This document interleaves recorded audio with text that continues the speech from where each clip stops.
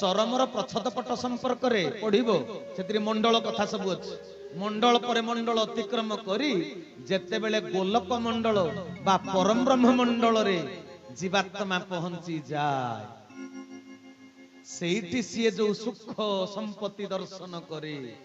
परम ब्रह्म मंडल रो जो ऐश्वर्य विभव से स्थान रो जो आनंद पुलक सिहरण एगुडा को उपलब्धि कला पर सिए भाबे आउ कुआडे जीवार नाई एई जगाटा बोधे साधनार शेष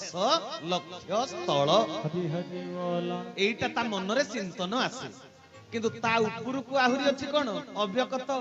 ठाकुरे जोउटी के फेरिबा को हमें कहले तू मो कोळरू जाइछु तू मो कोळकू फेरिया प्रत्येकटी कल्याण देली तते शेषरे कहले तू मो कोळकू फेरिया तबे तांको कोळकू हमर जीवार अछि ना किंतु गोलक मंडलर अधिपति तो ये नुहंती ना ये अव्यक्त मंडलर ये होचंदी किए हिग फील्ड महाशून्य ये गॉड पार्टिकल्स नुहंती से आडकू गले पुनी केते कथा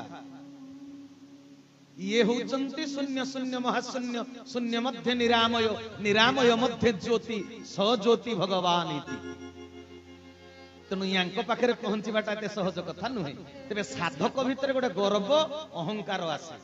ता चिंतन भितर प्रवेश करे नाही जे उपरकू आउ किछि अछि बोली परम ब्रह्म मंडल बा से गोलक मंडल रे जते बेले साधना करी पहुंची जाए आ सब किछि मिली गला आ सेठी से अटकी जाए तेणु ठाकुरे एडे दयालु मो ठाकुर से चरम रे कारण सात्विक मोहर चित्रटी देई देले ए चित्रटा को डेली डेली सबुदिन जदि देखुथिबु